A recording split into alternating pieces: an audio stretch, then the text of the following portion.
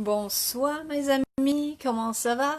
C'est vendredi aujourd'hui, and I'm very happy that it's nearly the weekend again. We had a nice day yesterday. I'm sorry I didn't see you yesterday. It was my son's birthday. It rained, and the trampoline box still hasn't arrived, but even so, he had a lovely day.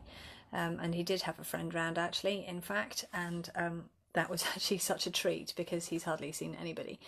And we played Harry Potter Scrabble for our literacy lesson in the morning, and then we did one of the PE tasks he'd been set a week or so previously, and did balloon keepy uppies where the whole family, we did excuse my husband because he was actually doing proper work, but the rest of us did had to see how many balloons we could keep in the air for a minute, first with all body parts and then without any hands or arms. Surprisingly difficult, it turns out. It really does. So anyway, that was good fun, and yeah, it was lovely. And they watched one of the Harry Potter films in the evening and had pizza, and it was, yeah, pretty chilled, but I think, I don't know. And we gave him, my husband and I gave him some Bertie Bott's every flavoured beans, which when you are 9, you know, to give your mother a dirt jelly bean without telling her what it is, and your father an earthworm, is just, you know, there's no end of fun to be had. He just hasn't quite finished them yet, and I think he's going to save some for when his cousins come, and save the worst of them. He said, trouble is, I had a cherry one. I thought it was a cherry one, only it turned out to be cinnamon. Well, cinnamon, that's nothing like earthworm. He tried one of those on me. The dirt one actually tasted like dirt. I mean, how do they do that? It tasted like jelly bean, but it did genuinely have that taste of dirt. The earthworm one, I don't know whether it tasted like earthworm because I've never eaten earthworm, but it tasted like I imagine earthworm would taste. I did actually have to spit that one up. And I didn't have the vomit one, and I didn't have the earwax one. And apparently the grass one's not very nice either, although frankly compared to vomit and earwax, that sounds fine. Anyway, so we're here for chapter 14. Joe is back in his own world, having just been very nearly, well, caught in the crush of people trying to get out of London. So the fire that you see in this book is how I think it really was. But Joe doesn't know why it is that we are taught at school and in all children's books and many adult books and on the Monument of London, it says that very few lives were lost, and usually the number put on it is 6. And he doesn't know why that would be, because this is not at all what he's experienced. Not at all. Okay, so chapter 14. It was the worst summer holiday Joe had ever had, including last year when Dad had just moved out. There were more pointless tests at the hospital and a referral for September to some observation centre where Joe was going to be monitored for a week. "You're so lucky getting time off school," Sam said enviously. But the idea of being shut up in a room with wires stuck to his head day and night didn't sound like much fun to Joe. School was better than that, even on a bad day. He and Sam went to stay with Dad for a week in the middle of August. Dad had a much nicer place now than the horrible little flat he'd moved into last summer. But Joe was too miserable to enjoy any of the things they did together. The more time that went by, the more convinced he was that Lucy had died trying to escape the fire. The crush had been bad enough for him to be pulled back home into his own time, but she'd been further back in the crowd, nearer to the source of the panic. He imagined her being squashed like he'd been, the air forced out of her lungs. He pictured her slight body pressed flat, slipping down beneath the tide of feet. If only she would call him back into her world. He ached to know that she was all right. Over and over he relived those last terrible moments, the screams of the people who stumbled, the hole in the noise when each scream stopped, crushed into silence by feet, hooves, wheels. At last he couldn't bear it any more. He decided to try speaking to Dad. He waited until Sam was busy with his games console in another room before bringing up the subject. It wasn't going to be easy to talk about without getting upset. "Do you know much about the Great Fire of London?" he began. His father looked up from his laptop and grinned. "I was wondering when you were going to give me a history update. Great Fire, is it now? That's not such a leap as before. It was Tudors at Easter, wasn't it? So you've just hopped over the Gunpowder Plot and the Civil War, and the Plague, of course. Quite big hops, perhaps." I know. Joe was impatient. "The thing is, I've been reading some books about the fire, and they all say that only 6 people were killed, even though 4/5 of London burnt down. I was just wondering, is that really right, do you think?" Dad sat up in his chair. Joe could see he was really listening now. "That's a very good question," he said.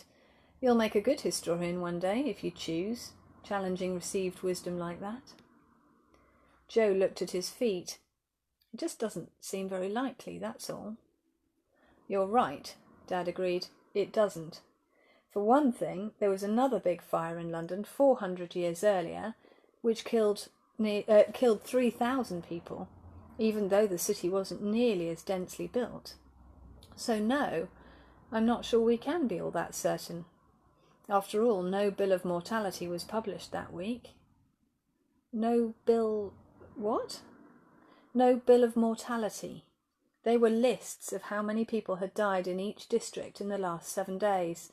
There's one that crops up over and over from one of the worst plague weeks. Let's have a look." Joe stood behind him while he searched on Google. "Here it is. September 1665. Dad pointed. "See here, over 7,000 people died that week from the plague. But look, 2 died of cough, 3 were frighted, 3 died of grief, and 1 just died suddenly, it says."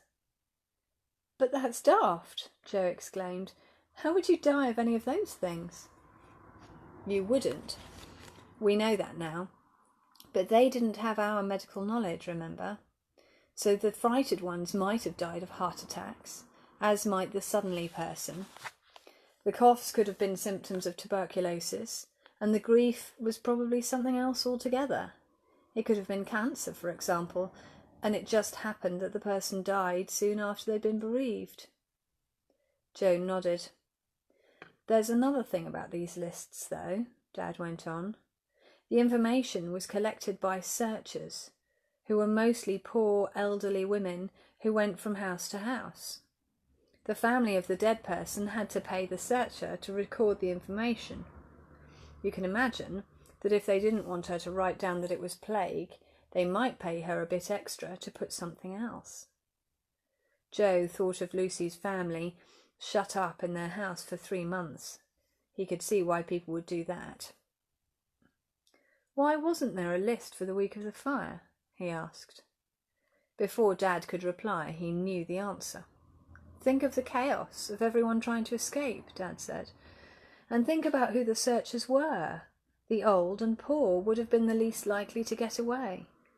Even if they did, they'd be too busy trying to save what little they had. And then the encampments outside the city, where a lot of people landed up, were probably a bit like refugee camps today, everyone all muddled up together. It would have been impossible." "Wouldn't people say, though," Joe asked, "if they'd left someone behind, or one of their family had been killed in the crush?" "Not if nobody came to ask," Dad said. "There was no registrar office to go to and report deaths." Joe's heart sank. "What about bodies?" he asked. "If a lot of people did die, wouldn't their remains have been found?" "In a fire like that?" Dad raised an eyebrow. "Samuel Pepys mentions the lead of the church roofs running down the road like streams. Apparently the ruins were still hot 5 months later. The bodies would have got cremated." He sat back. There was another diarist, John Evelyn, who wrote about how dirty and dangerous London normally was, how people got killed falling under carts in the narrow streets. Just think what it must have been like, in the crush of people fleeing the flames. would have been easy to get trampled. He looked up at Joe. "What's the matter? You've gone white." He jumped up from his chair and put his arms round Joe. "Have I upset you? Have I upset you? I'm really sorry. What a sensitive soul you are." Joe buried his face in Dad's shirt and held his breath, determined not to cry. It wasn't Dad's fault that he'd casually confirmed Joe's worst fears. "Why didn't they try to put the fire out?" Joe asked when he'd got control of himself. "They did, but it had been a long hot summer. It was very windy and the buildings were very close together. They couldn't get much water on the fire either, like we can today." "But I didn't see—" Joe stopped. "Anything in the books about it?" finished Dad helpfully. "Well, they had water pipes down the roads, but once they'd been broken open in buckets, the water pressure disappeared. They tried sand and dirt and milk, even wee, I read somewhere, but it was no match for a fire like that." "What about the king manning the pumps?" Joe asked, remembering William's remark. "He did," Dad said, "but the pumps only held about 4 pints, even though they took 2 or 3 men to work them. Imagine 3 men squirting the equivalent of 1 medium-sized bottle of milk at a house fire. It's laughable, isn't it?" "And there weren't fire engines?" "Not like today. There were a few, but they were huge, so it would have been more or less impossible to get them through the streets, even without everyone fleeing. And although they had pumps, they had no hoses. They had to fill up from the river. One even fell in trying to get water. No, the thing that might have made the difference was if they'd started pulling down houses to make fire breaks. But they did, didn't they?" Joe said cautiously. "Not quickly enough. A lot of the people who lived in the houses were tenants, just like now. The Mayor of London didn't dare pull down houses as a safety measure in case he upset the rich owners who'd gone off to the country. By the time the king overruled him, the streets were too crowded and they couldn't clear the timber away, so the fire just crossed the gaps and carried on burning." Joe sank down on the sofa. It sounded as though Lucy and her family hadn't stood a chance after all. If only he'd persuaded them to leave London before the fire began. Why hadn't he thought of that? "There's one other interesting thing about the fire," Dad said. "The baker, whose oven supposedly started it, claimed it wasn't his fault. Of course, you can see why he'd say that. He was being blamed for one of the worst disasters in English history. But in fact, someone else did confess to it." Joe sat up, alert at once. In the confusion, he'd forgotten all about Tobias. Perhaps Tobias had done it. Perhaps he'd got caught and confessed. "Who was it?" The question sprang out. Dad looked surprised. "A French watchmaker called Robert Hubert." Joe's shoulders sagged. "The curious thing isn't so much that his confession was false," Dad said. "Throughout history, people have been tortured into confessing to all sorts of things they haven't done. But he chose to confess to something he couldn't possibly have done. It turned out later that he was on a ship at the time, not even in London. And it was a hopeless confession. He didn't know where or when the fire had started, and he changed his story each time he found out a bit more. I mean, people do that, change their stories. But that's usually when they're claiming they didn't commit a crime, not trying to convince people that they did." "What happened to him?" Joe asked. "He was hanged," Dad said. "It suited the government to have someone to blame, and the crowd was so wild for a scapegoat that when the body was cut down, they tore it apart before it could be handed over to the authorities to dispose of." Joe nodded. It wasn't hard to imagine a mob venting their anger on the corpse of the person who'd confessed, after he'd seen what they'd done to an innocent Dutchman. He pulled a face. "I'm glad I didn't live back then," he said, as a way of closing the conversation. "Me too," Dad agreed. For the rest of the summer holidays, Joe felt listless and sad. He tried to come to terms with the idea that Lucy was gone, dead, and that he would never travel back in time again. But he simply couldn't get over it, especially since he couldn't talk to anyone about it. "I think he might be suffering from depression," Joe heard his mum say to her friend on the phone. "It's strange. I thought he coped okay with me and Steve splitting up last year, but he seems worse now than he was at the start. You know, he started having those seizures last autumn. Well, they're getting more frequent." Joe crept away. He didn't want to hear any more. That evening, Mum came and sat down on his bed just before he turned his light off. Unusually for her, she came straight to the point. "Tell me what's wrong, Joe," she said.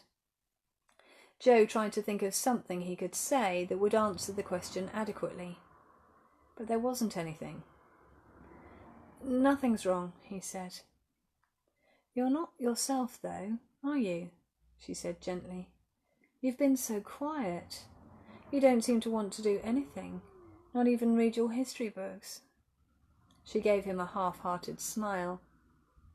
"There's no point," Joe said. The words came out more bitterly than he'd meant them to. Mum looked taken aback. "That's not true.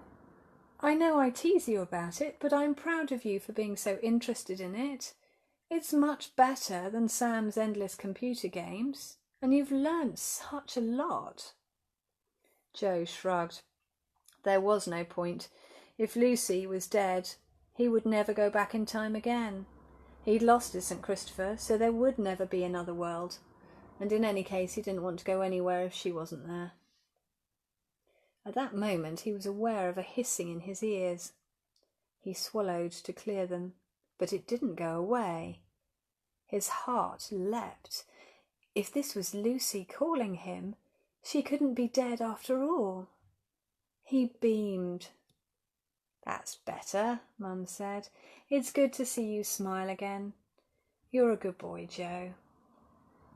He lay back on his pillow, praying she would leave quickly. "Good night, Mum," he said, hoping his voice still sounded normal. She reached over and switched off the light. "Night, Joe. Sleep well." Her words came to him as though through a fog. He blinked. He was on Threadneedle Street again, and it was recognisably Threadneedle Street. Joe felt a rush of relief. The fire couldn't have reached where he was standing, because there were still buildings on both sides of the road. Their fronts were now black with soot, and ash lay in heaps at the foot of them like drifts of dirty snow. But they still almost touched overhead, just as they had done before. In the middle of the street, a path had been trodden down, the ash packed in between the cobbles, making the road pale and flat. The smell of burning was still pungent. A woman came out of one of the houses carrying a wooden bucket and began cleaning her windows. Joe wondered what time it was and what day. Other than the woman, the street was deserted. The strip of sky overhead was grey. Perhaps smoke had blotted out the sun, he thought. And yet it was somehow much lighter than he expected. He frowned and turned around to look for Lucy's house. His breath caught in his throat. His brain hadn't just been telling him that it was light, but that it was too light. A few houses along from where he was standing, the buildings stopped raggedly, trailing off into mounds of charred timbers. Beyond, a wide expanse of sky stretched over a desolate landscape. He moved down the street in a daze, fascinated by the devastation ahead of him. Charcoal spikes and crags of tumbled stone rose out of a sea of soft grey ash. Strange tall stalks poked up in twos and threes all over the place, like trees struck by lightning. They must have been chimneys, Joe realised. The bricks were black, but they hadn't burned like everything else. Figures drifted around in the ruins, tiny against this vastness of this new wasteland. All over the place, smoke trickled up into the sky from smouldering wood. Joe narrowed his eyes to peer through the grey pall that hung in the air. He could see what must be the river, half a mile away. Beyond Lucy Street there was not one building standing in what should have been a city crammed with life. He looked carefully at the last remaining houses on Threadneedle Street.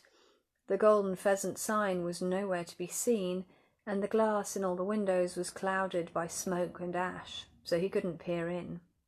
He had no idea whether one of these houses was Lucy's. Where the street broke off, he picked his way onwards, onto the wasteland. He could feel heat coming off the ground, like a pavement on a really hot summer's day. Here and there, embers glowed orange. Joe kept his eyes on the ground ahead, wary of treading on nails or shards of glass in the ash. Through the pale flakes, he glimpsed a kind of hard, dark grey strip. He crouched down to look at it. It was smooth, but too hot to touch. Melted lead, perhaps, from one of the churches. His progress was slow, not having a street to follow. After a while, he began to wonder why he was bothering. There was no sign of Lucy, although he passed people here and there, like ghosts in the smoke. Some were trying to move bricks, or what was left of wooden beams. One man was digging, perhaps where his garden had been. But mostly people just stared, open-mouthed, at the empty air where their houses had stood. One figure Joe passed was crouching down, busy with something on the ground. He didn't seem to be digging or trying to move anything. Joe wondered idly what else he might be doing, but he didn't stop to ask. In the far distance, a shadow appeared through the smoke, climbing over the rubble just like Joe. The air was too hazy to see clearly, but it had to be a girl because she was hampered by her skirts. As she came closer, and the shape of her became more solid, Joe saw that her head was bowed. There was an air of utter dejection about her. The girl paused for a moment and looked up, apparently searching for anything she recognised. Joe's heart skipped a beat. Wasn't that Lucy? He'd guessed she must be alive, if it was her who'd called him back, but she should have been safe at Bethnal Green with her family. This certainly looked like her, though, wandering forlornly through the ruins. He quickened his pace, scrambling over mounds of stone and brick. As he hurried through the ash, pale flakes rose up in a cloud around his feet, still warm from the fire. "Lucy," he called. His voice sounded loud in the stillness, but the girl didn't look up. Joe hurried on. He was almost sure it was her. "Lucy?" She raised her head. "Joe? Is that really you?" Her voice quavered. "Is that you?"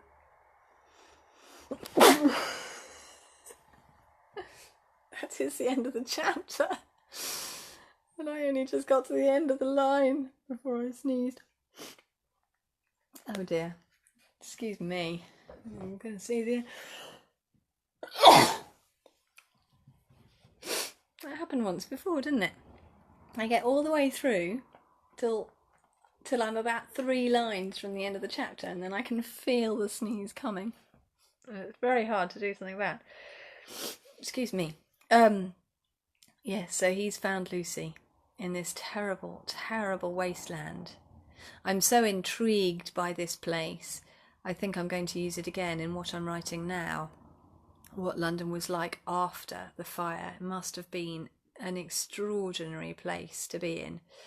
You know, we're in fairly extraordinary times now, but it still pales into insignificance compared to what Londoners then lived through, especially following on from the plague. So yes, I think it's pretty extraordinary. Anyway, I will be back on Monday. We've got the last 2 chapters of The Demon in the Embers on Monday and Tuesday next week, so I'm going to do that. I have actually decided that I'm going to stop then, or at least pause then for a while. I've been recording these videos for, well, it's getting on for 3 months, isn't it? It nearly is. I think I did, in fact it must be, I think I did the first one on the 17th of March or something like that. It was I started just before lockdown, I think. So yeah, so it's been 3 months and 65 videos or something it'll be when The Demon in the Embers is finished. So I am a writer, it's what I do. Yes, I read, and I read for pleasure, and I like reading these, I love doing this, but I am a writer, and at the moment I can't write while I'm homeschooling my children. I need to find times elsewhere in the day, and this is one of those times. So I've decided just for my own sanity, I need to prioritise writing the new book over this. So I'm going to stop for a bit. I may well come back to it at some later point and record the other 3. When I have the opportunity to write all day long and it's not a very good day, then actually half an hour's break to do something like this would be just joyful. But at the moment, it's time I'm short of rather than distraction. So I'm going to finish The Demon in the Embers next week, and then I will be back on, I will stop doing this. They will all be here, the videos, for as long as people want, and they're on YouTube as well. So hopefully if you like them, invite your friends to share them and to watch them and whatever. And if I find that I can see on the statistics how many people are watching, and how many people obviously are watching afterwards as well. So I will keep an eye on that, and if I find that all the videos have been watched and there seem to be a lot of people sort of hanging about hoping for more, then I will do the last 3. But at the moment there's a big back catalogue for people to catch up on. So that's it for now. I hope you have a nice weekend. We're hoping it stops raining. We're about to have fish and chips, and that's about it really. No great plans, but there we are. I will see you on Monday for chapter 15.